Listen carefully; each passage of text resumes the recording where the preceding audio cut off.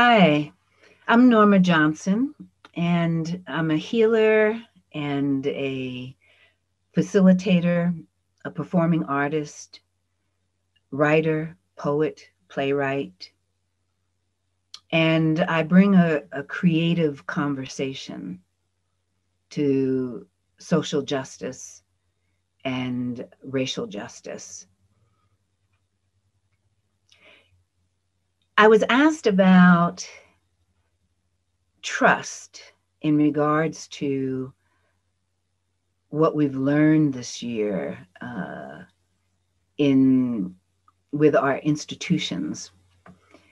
And, immediately in terms of race, immediately I go to the incredible history of science and Black, Indigenous, and people of color in this country.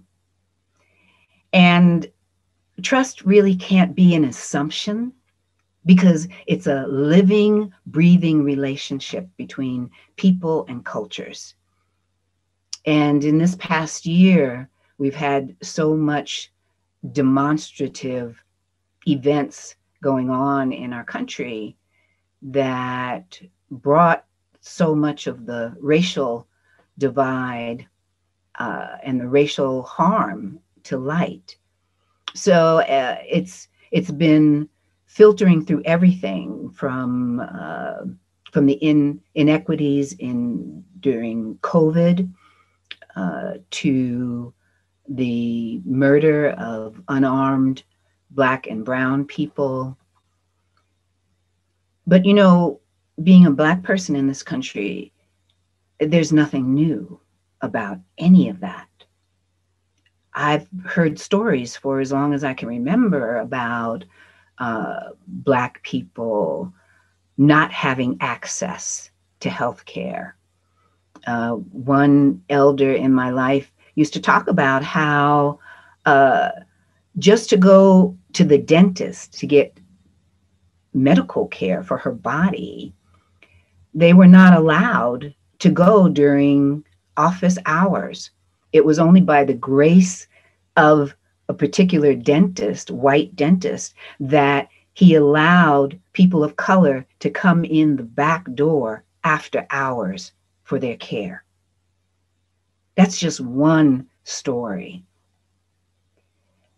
And there's a particular that has brought so much harm, and that's the science of eugenics, which is disavowed these days and has a lot more extensive conversation going on about it. But at one point in history, it was acknowledged as the science. And this caused great harm to so many people, not only Indigenous, Black, and people of color, but also people that were disabled mentally, physically, people that were impoverished, were all game for experimentation, forced sterilization, medical and scientific experiments. Eugenics led to immigration laws, anti-miscegenation laws. And then there's things like HeLa cells, which were taken from a woman, Henrietta Lacks, who was Black. These cells were taken from her without her knowledge, without permission from her or her family, and they're used to this day in science. And it's been a great, great boom to science, and there's still so much controversy about the origin and the use and permission of that. And those are just a few things. So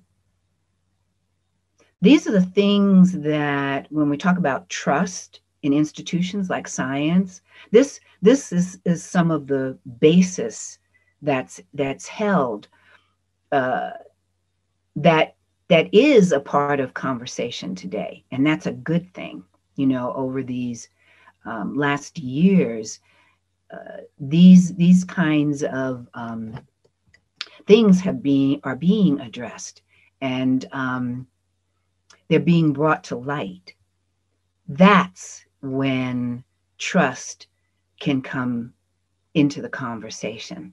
But it can't just be an assumption that because this is science, or because this is a modality that we've been using to develop our world, that it doesn't have all the influence of human emotion and of cultural norms.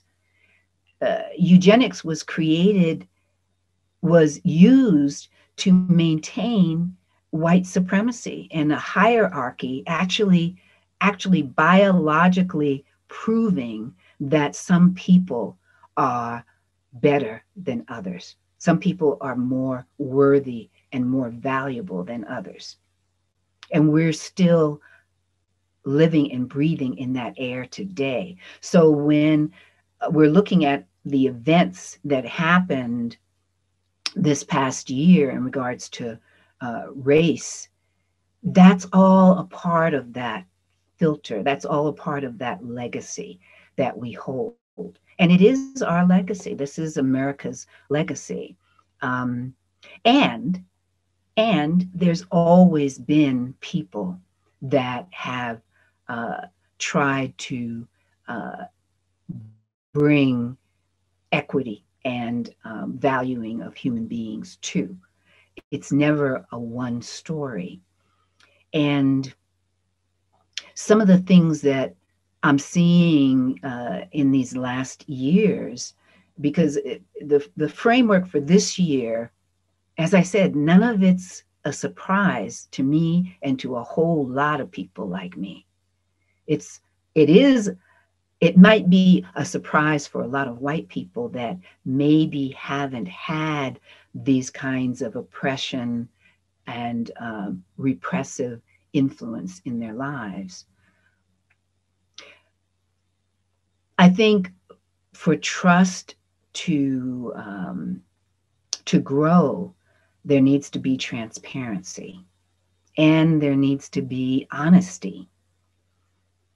That's the road to healing and reconciliation. That's the ability to admit mistakes and then to move into action to develop something different than how we've been operating. That's always what's required. You know, some of the things that I have been excited about that I didn't even know I'd be sitting in on and a part of is just things like, for instance, at the Denver Museum of Nature and Science, I was invited to the Indigenous Roundtable 2 years in a row, and it was such an honor. And it was incredible to me to sit in that circle of Indigenous people, some working in science, some working in traditions, filmmaking, all kinds of things, sitting together with people, administrators, curators from the museum, and talking about these things, talking about portrayal of cultures, talking about stolen artifacts, talking about access to these institutions on the inside and as visitors. Those incredible conversations to be a part of, and they're happening. Things like the film Hidden Figures, bringing to light all these hidden stories, because we've always been here. We've always been contributing. But how can any of us in America know that?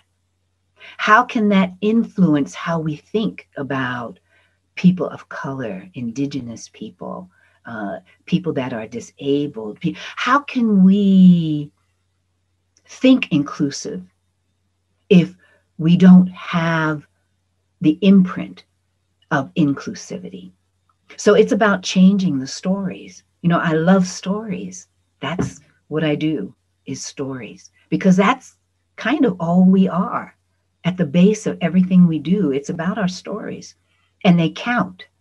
You know, our stories are important, because our stories tell us exactly where we're at, and it hints at where we're going. Things like National Geographic, incredible influence on the whole world globally. I mean, I loved looking at National Geographic magazines, you know, who didn't? But in these past couple of years, they've apologized for their portrayal of indigenous and people of color around the world, for their negative portrayal. And I have to tell you, you know, as a Black person, when I would look at those images as especially as a young person, as a child, it was always in a way that said through that story that these people were ignorant, that they were not contributing to society, that they were not included in Western civilization. They were actually considered uncivilized. Whereas now I understand that their cultures were rich, that they were keepers of the land, the environment, and we have so much to learn from indigenous cultures. So that apology, I can't even tell you how much that meant to me to hear that and see that, because all the juxtapositioning of my emotions that I had to deal with in just reading that material, going to museums as a child and having that same kind of portrayal of Black and brown peoples as kind of somewhere in between animals and humans, not quite fully human. And at the same time told that this was science, this was anthropology, and these are the truths. And I had to navigate that.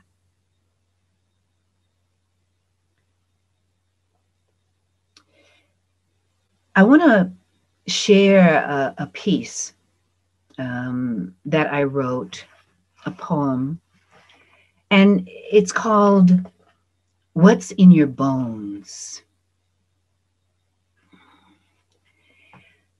There comes a time when silence is betrayal. Quote by Dr. Reverend Martin Luther King Jr. This quote by Dr. King caught more than my eye. It ferociously caught my heart. And then it proceeded to navigate a complex journey to someplace deep down within my very bones. I felt a shudder that forbade me to turn away, at least not without consequences.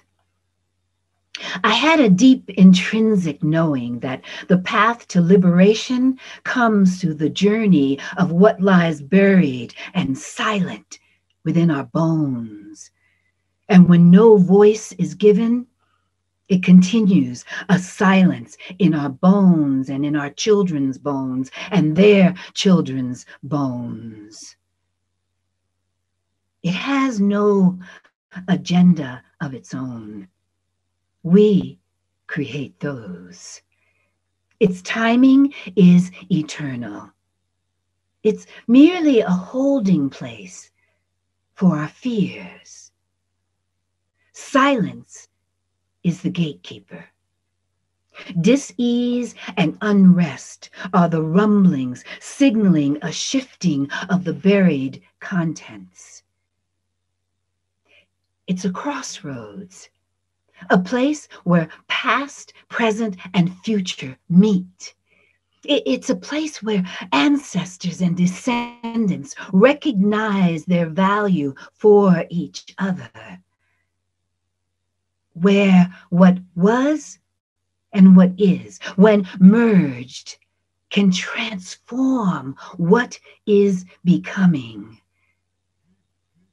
Our silence, it's a dare and a threat, and buried within it is a garden of unimaginable beauty and power and strength.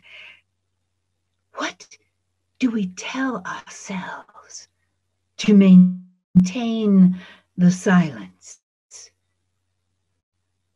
What do we yearn for that propels our breaking it? Silence is not quiet, y'all. It screams and hollers and pushes back and denies and changes the subject. It buries and alters truths and devalues our humanity and relationships with each other. There comes a time when silence is betrayal.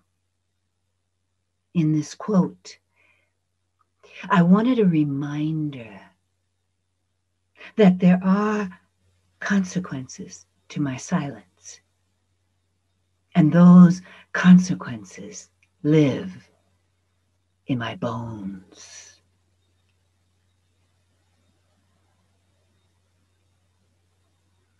So, trust. It's wound up with a lot of things. It's at the core of our humanity. And we're breaking ground all the time. Just having this conversation right now, having this invitation to dialogue, to consider, to share who we are with each other is always an incredible foundation to make change and to create relationships where we can learn to trust each other.